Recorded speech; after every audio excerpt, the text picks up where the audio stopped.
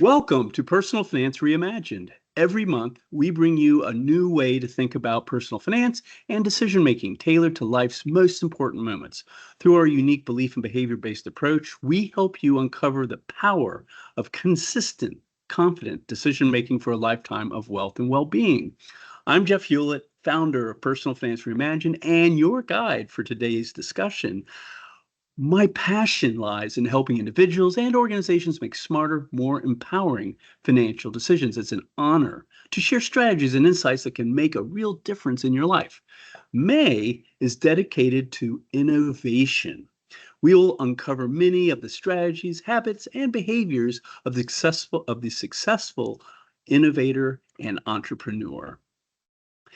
Today, I'm thrilled to welcome Katie Toibin, the powerhouse behind Total Toibin Training. Katie's journey from a corporate fitness environment to building her own brand is a perfect example of innovation in action. Her story captures the courage it takes to leave a structured, predictable job and create something uniquely your own. She now runs a successful training business in Richmond, Virginia, and is a valued client of Personal Finance Reimagined. Today, we explore her transition, the highs and lows of entrepreneurship, and what innovation looks like in the world of personal fitness. So, welcome, Katie. Hi, Jeff. Thank you for having me. I'm so excited to be here. um, I just want to first off thank you for having me on here to talk about, what I've done with the help of you and Personal Finance Reimagine. I don't think I could truly be at this spot without you. So I really appreciate you, and I just love meeting with you every week and talking about ideas moving me forward. Oh, So well, you're really speaking to my heart there, Katie. Thank you for saying that, and the pleasure's all mine. Helping young entrepreneurs is an absolute honor. So, your story I love, right? And I can remember, our story with Katie and I met probably a little less than a year ago. I've known the Toibin family. I know her uncle Brian quite well. He's actually a college buddy of mine. Brian introduced me to Katie, and as soon as I met her, I knew that she's a special person, and somebody that was clearly kind of had the personality and drive to be a successful entrepreneur, but with a little bit of guidance because she hadn't done it before. So, one of the things I want to start with, because I find with a number of my clients, it's not it's interesting, Katie, and I'll say this to others. It's not the business plan per se. It's not the what we're doing. Like in your case, doing personal training. It's more the almost like the personality and this. It's almost like a scariness thing, right? And so, what I want to start with is just the whole idea of stepping away from the known, right? So you left a familiar role. I believe it was with Orange Theory, one of those big corporate kind of personal finance personal training organizations, and you left to launch your own training business. So tell me a little bit about that. What motivated you to take the leap? How did you know it was the right time to go out on your own? yeah, so I was with Orange Theory for about 7.5 years. I started basically right out of college after I graduated from Radford with my exercise science degree. And when I started with them, it was just it was a perfect job opportunity for me at that time. Back in 2017, Orange Theory was a very well-known fitness franchise company. So I ended up staying there, started in 2017, and I left late last year. And I felt that Orange Theory gave me a great foundation. I was able to build really solid relationships amongst people in Richmond, and I had great community. And it really just kind of paved the great path for where I am now. And I kind of felt like my time at Orange Theory was coming to a close, but I felt I had more to give to people. If you're not familiar with Orange Theory, it is a group structured workout that is delivered really globally everywhere, and everybody gets the exact same workout. And I felt that I had more to give, especially when I was dealing with clients who needed more. Orange Right. Theory is more of a cookie cutter program. Everybody does the exact same thing. And when I saw people came to me with questions, they needed something a little bit more specific. So I was able to, that's kind of got my wheels turning as to what I could do to bring value and something new to somebody else, depending specifically on what they needed. And I just felt I kind of outgrew Orange Theory as a brand. And like I said, I definitely had more to give. And that's when I decided to take the jump to doing my own Right. thing.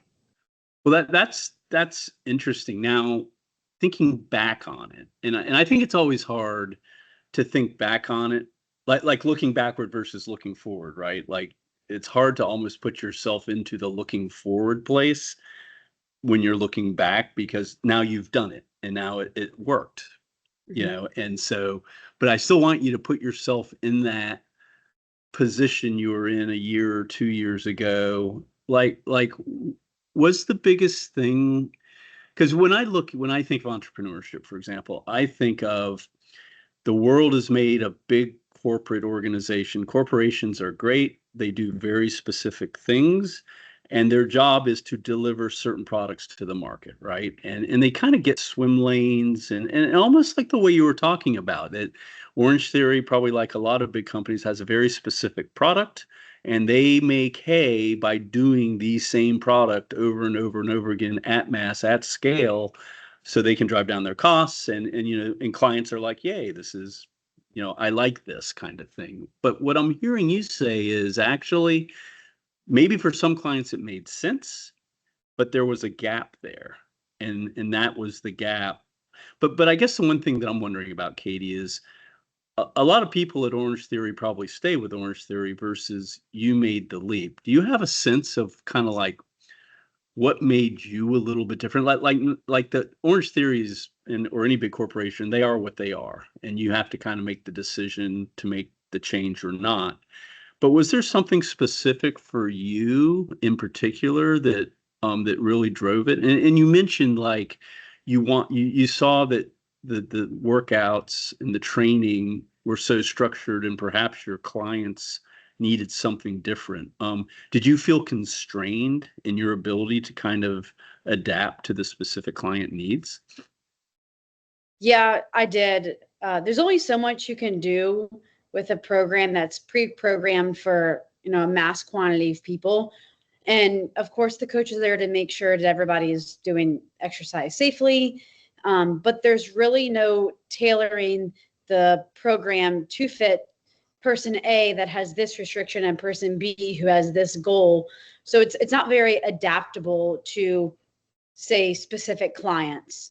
There were some Okay. things that you could tailor to fit the needs, but as far as structuring an entire program for somebody to hit their specific goals, it was a pretty rigid path that you had to Okay. follow. Oh, that makes sense. Well, let's shift gears just a little bit. So, I would imagine, and we've talked about this, so actually, I don't even have to imagine. I think I know. But making the kind of career change is exciting, but it's also scary. So, and like I was saying before, I feel like entrepreneurship is as much about personality and overcoming fear as it is, sort of what it is that we're going to do. So, could you talk a little bit about that? Like, what were some of the biggest fears, like the emotions and how you felt, and ultimately, how did you work through them, right? Because to me, those are just like obstacles to overcome, and you overcame them. Yeah, leaving Orange Theory was a very, very hard decision for me because it was all I'd ever known.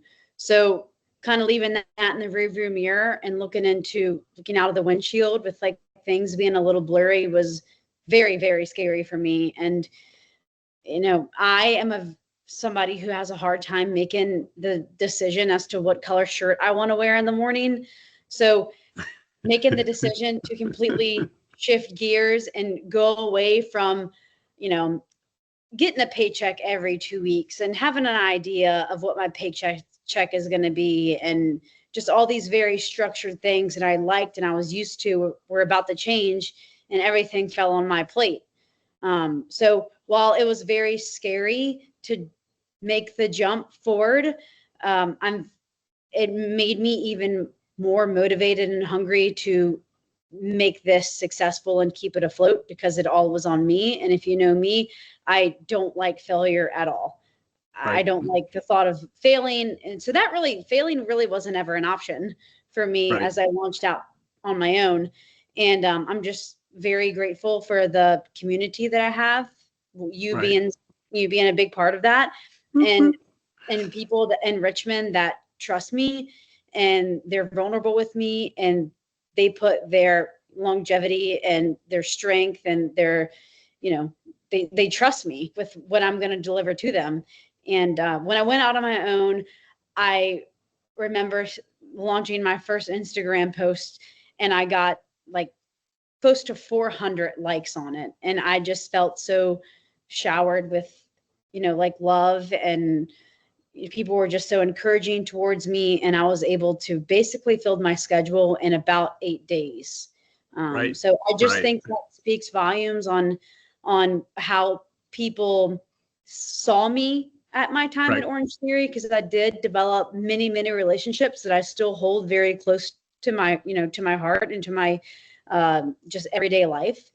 Right. So, just having those relationships and having the trust in people was another big push. So the community that I have surrounding me, the resources, and just believing in myself, which took Right. a lot of convincing to do on the back end, if we're being honest, because, you look in the mirror and you see all your flaws, whereas other people see all your shiny parts, So the flaws stood out a little bit stronger in the beginning, but Right. once I started to get this thing going and the wheels get to turning, and like I added nice little WD-40 to my wheels to make it less squeaky, make my community a little bit more supporting, and have Right. people help me along, Right. Right. build my army. Yeah. Yeah. No, and that's to have a customer base that it almost feels like they were saying to you, why did you take so long? In a way, like we've been waiting for Tobin training for years, and it's like you were the last one to know. Yeah. Kind of, right? Yeah. And so, I had lots and of I, and people I here. do find that interesting. Like I've had a couple stories of clients that are in similar industries as you're, either in personal training or a related sort of kind of a professional services model where you're delivering individual services to people in a variety of different ways. But I always feel like one of the biggest fears I get, like if somebody's going to switch locations, and I'm just to give you this as an example, like the biggest fear is, hey, I'm going to move to another location. They might have to drive farther, or it might be less, more inconvenient or whatever, and they worry about that, right? And they really, and a lot of times they don't move because even though it's a better location, bigger, whatever it is, but what it turns out is if they're doing a good job, like you're doing a good job, people will follow you. Like, and people vote with not only their money, their pocketbooks of paying you for your services because you're so awesome, but they pay with their time to drive a little farther, for example. So I always looked at that as, like almost like a fallacy, right? Like people get really worried about moving. And sometimes what ends up happening is the old people follow you, but you get all these new people. So, Right. so if anything, Right. it becomes a better thing, not a worse thing. But but we always worry about, oh, will people follow me or whatever. So Yeah. No, anyway, that was a fear I had of mine too, was, are people are going to follow me? And like you said, some people did, and they're still with me. But right, I have also met a lot of new, really great people. right, So, right. by word of mouth and my current clients, they've referred me out. So I've also met a good amount of new people as well. Yeah, no, that's awesome, it's been fun being on your journey as your CFO and just seeing you unfold and you kind of emerge as, and the funny thing is, I mean, I say it as if it's been this decade-long adventure, but you've been doing this for about a year, and the cool thing is you've really made hay in a year, and I think you are, well positioned to continue that on that upward trajectory. So I do want to ask you a little bit different question, but it kind of gets back to, the challenges and overcoming fear a little bit, but which is, what are some of the things that you like thinking back, and again, I'm trying to, this part of this vidcast is about helping people like you that are thinking about going into entrepreneurship, but are at that point where they're not sure, right? So they're like you a year or two ago. So this question is kind of about this. So if you had to think back and try to think about kind of like two things, like it's like what scientists would call an error of omission, error of commission. But what I mean is, like, what was things that you thought would be really hard, but turned out to not be a big deal, versus on the flip side, what are the things you didn't even think about, but have actually been harder than you expected, if that makes sense? Yeah, I'll start by things that I thought were not a big deal. No, I'll start with things that I thought were going to be a big deal, but really weren't. I thought that the process of setting up the business, getting an LLC, finding systems that work for me was going to be a really big challenge. And while I'm still navigating how to do a lot of my systems and what works best, that actually was a little bit easier to navigate and get a hold of. And I owe a lot of that to one of my coworkers that works out of the gym with me, actually two of them, Jordan, who's the owner of the gym, and Michael, who is another independent trainer. He has his own business. They really helped me and took the time to sit down with me, whether that was getting coffee or phone calls or late night text messages if I had questions. So I think just learning the systems that they have in place and what works for them kind of helped me find what was going to work for me a little bit. Well, let me ask you, Katie, when you say a system, are you talking about like a payment system, like how do clients pay me, like a Square, or I don't know. Is that what you mean by systems, or will you just give us an example of what you mean by that? No, that's exactly what I mean. Like payments, like how am I going to run my payments?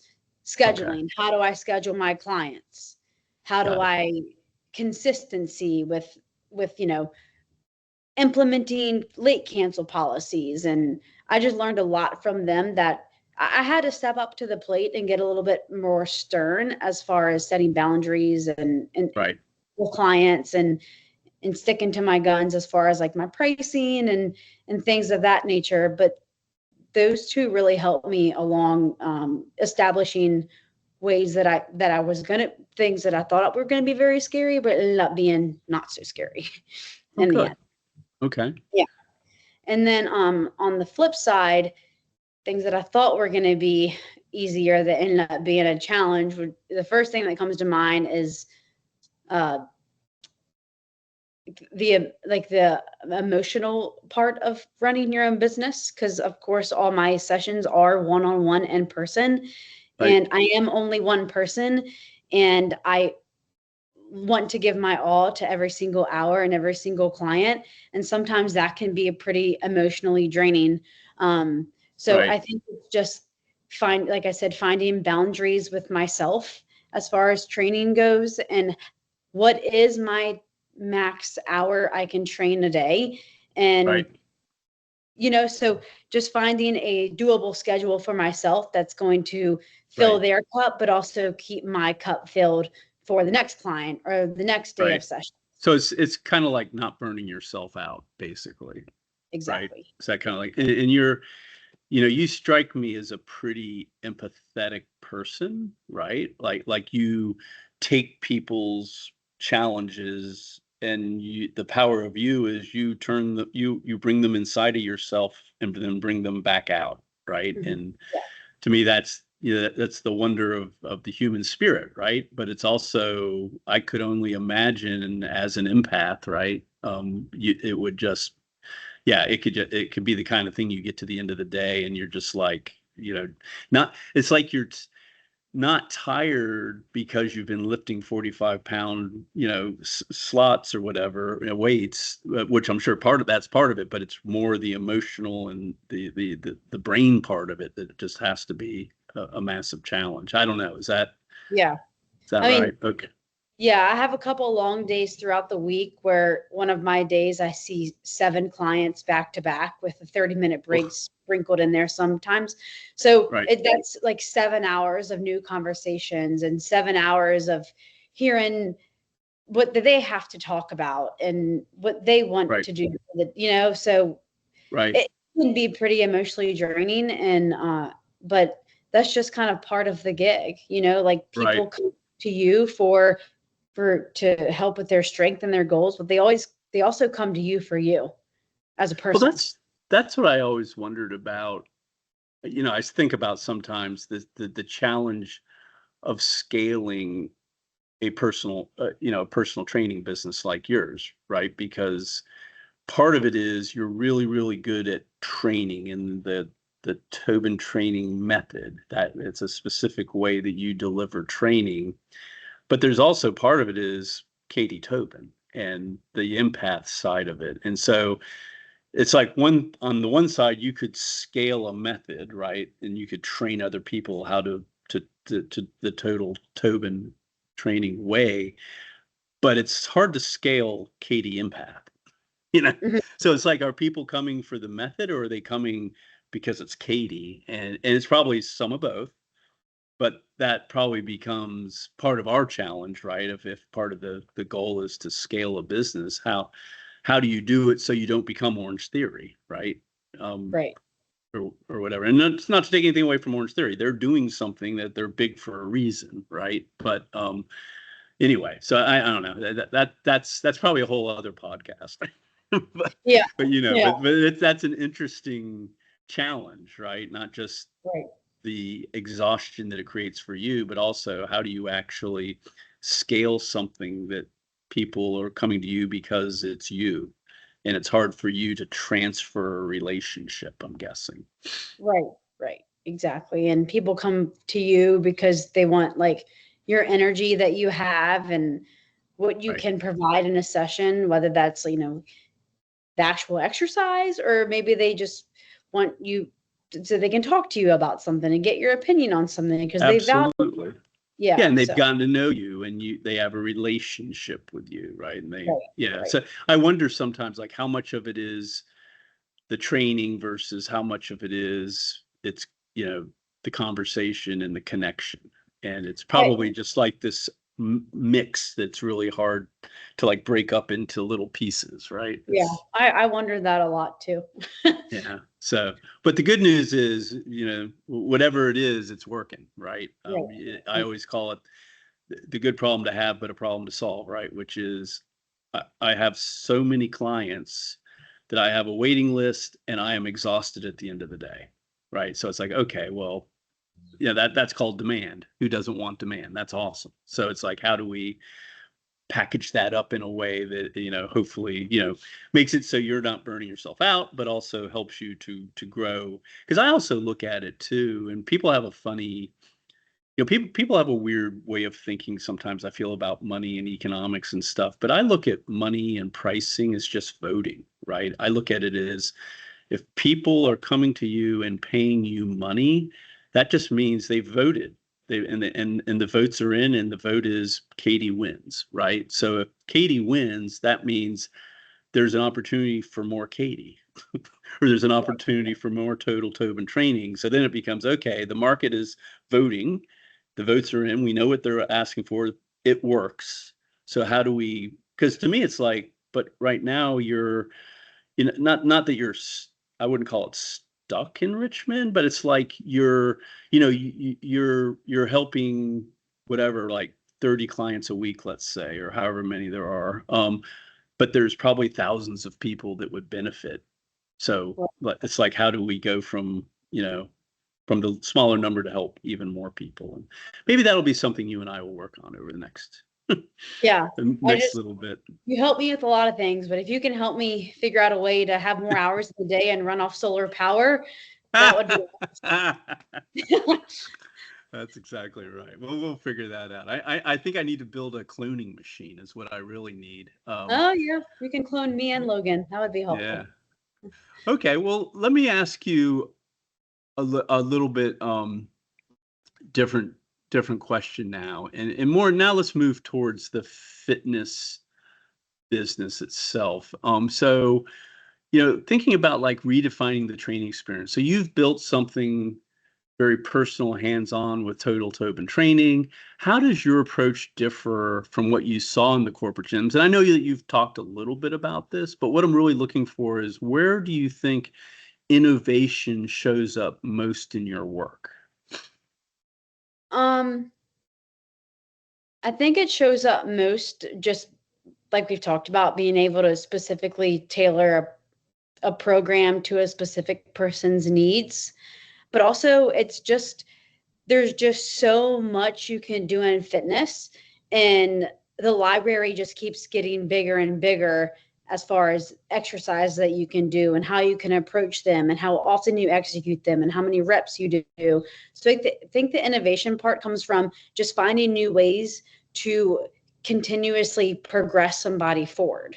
Right, I mean, there's countless ways to do it in the fitness world, whether that's adding reps or adding weights or doing the right, exercise in another set. So I think that just being more innovative in my delivery is just all right. mixing it up, but keeping it under wraps. So Well, I wonder too, Katie, like like he's talked about, like, there's all these new methods, and part of it's science, part of it's just people trying different things and certain things work. But what I wonder about is how much of it is really diagnostic, right? Like, in other words, you've developed an eye. So you have lots of different methods that you could use that you've learned. You probably learned some at Orange Theory. You've learned some through your education at Radford.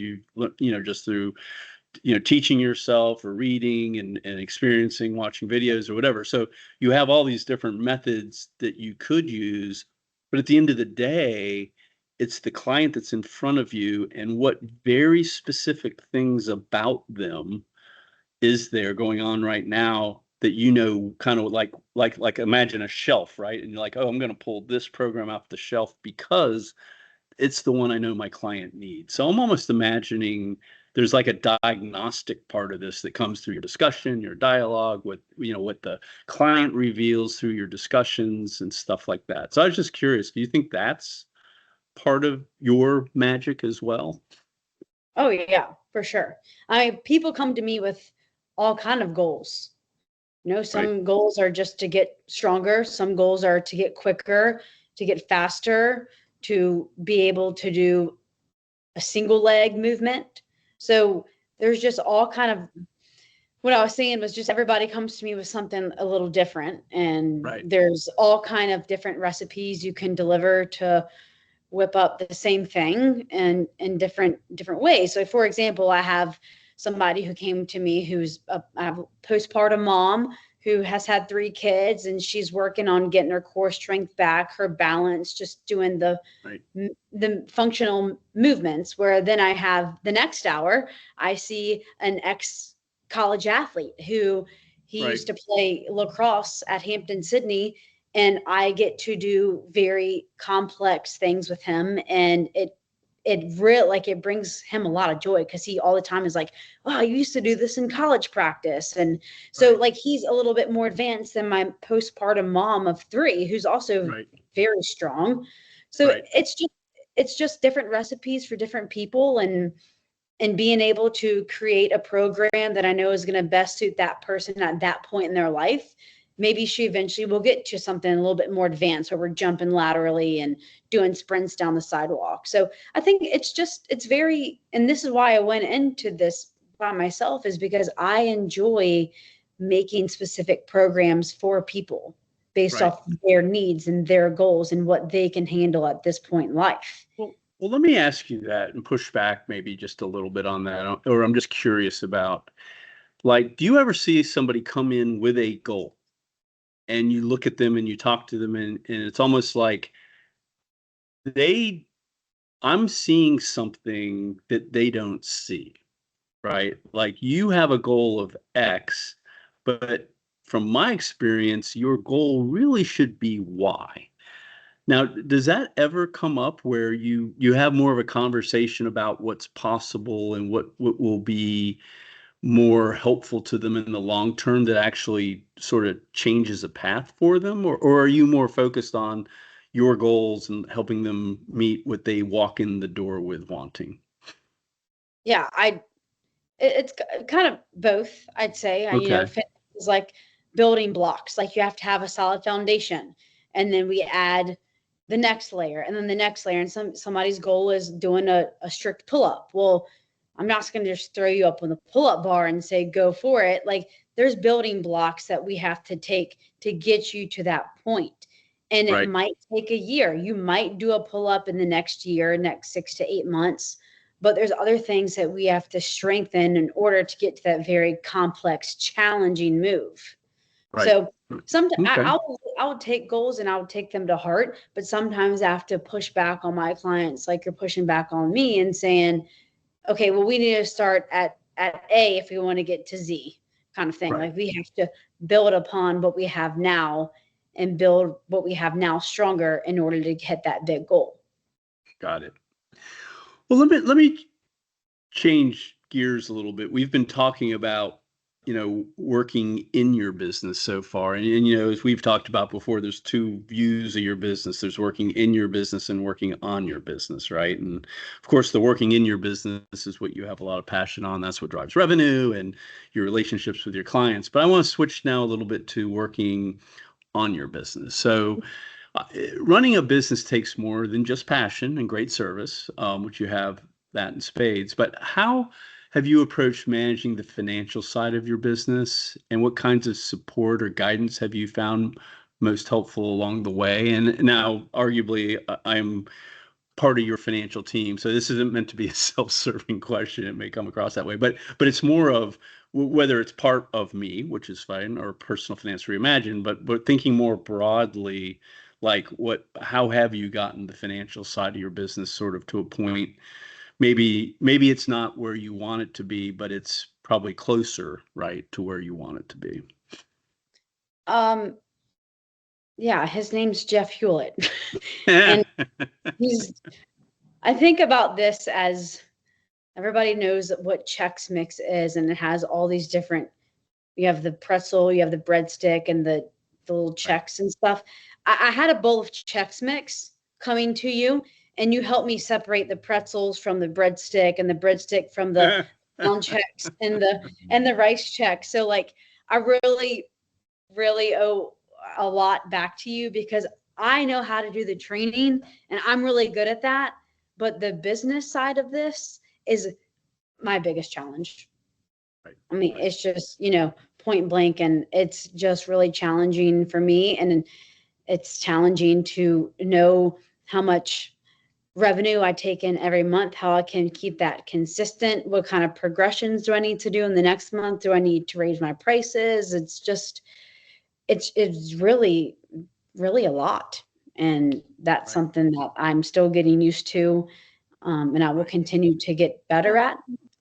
let me ask you something, because I think entrepreneurs struggle with this a little bit. And I'm going to put it in the context of expenses versus investment, right? Meaning, an entrepreneur usually, what I have always is I find it to be a very interesting thing, which is entrepreneurs tend to underinvest. And what I mean by that is entrepreneurs become so focused on keeping their expenses down that they cut expenses sometime to the point where they're really cutting out good investments, right? Like, in other words, things that will help them grow.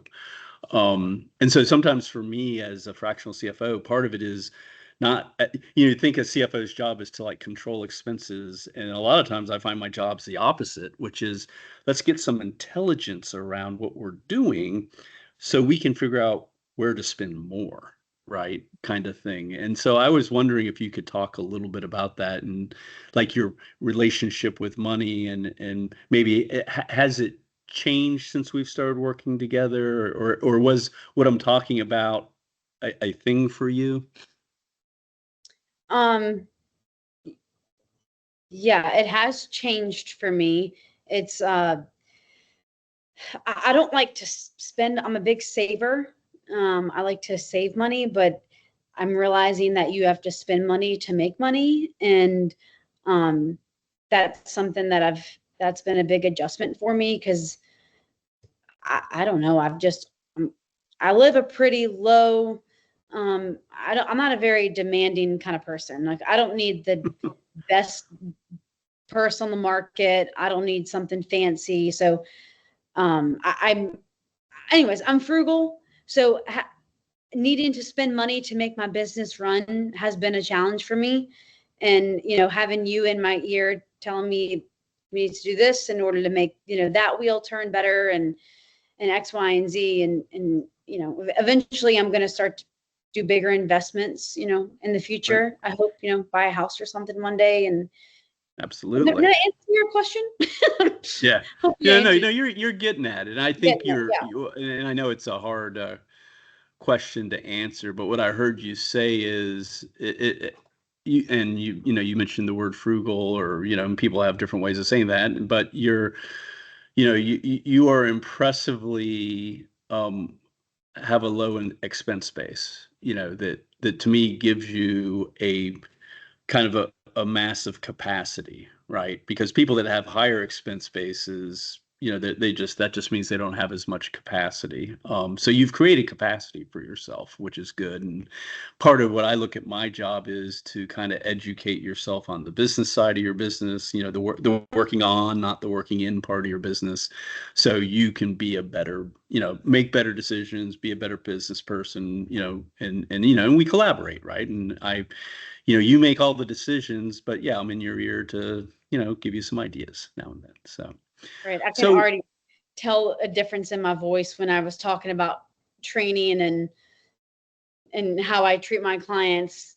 And then we shift gears and talk about money. I can already feel my voice trembling a little bit. it's yeah. just it's just a wheelhouse I'm not used to. And I'm Well, getting for whatever more. it's worth, Katie, most aren't, right? Like, I mean, to me, entrepreneurs have passion around the what, relationships with clients, the what they're doing with their clients. It's not that they don't have passion around accounting, tax, bookkeeping, you know, data, whatever those things are. But it's sometimes it becomes a little bit of a fear, and part of my job is to demystify all that stuff, right? And either show you how to do it or show you the right sort of way to outsource it in a way that it gets done, but you also learn a lot. Like from my standpoint, like, you don't have to be a debits and credits person to understand the basic comings and goings of money and sort of how it impacts your business. And that's my goal, right? Because, being an accountant isn't a good use of your time, but understanding it well enough that you can make good business decisions, that is important. And just in a year, you've made massive strides. So I did want to, just from a wrapping up standpoint here, and this has been a lot of fun, Katie. Thank you so much. Yeah, this It's has been I fun. love this, and the great thing is you obviously have passion around what you do, and Mhm. I think that's what really came through. But from a wrap up standards, it's you've shown that innovation doesn't just live in tech or finance. It shows up in the choices we make and to build something better, like in personal training. So before we wrap up, do you have any final thoughts for others considering making the leap into entrepreneurship, that maybe they were like the Katie 2-ish years ago? Or do you have any exciting plans for Total Toibin Training you want to share that are on the horizon?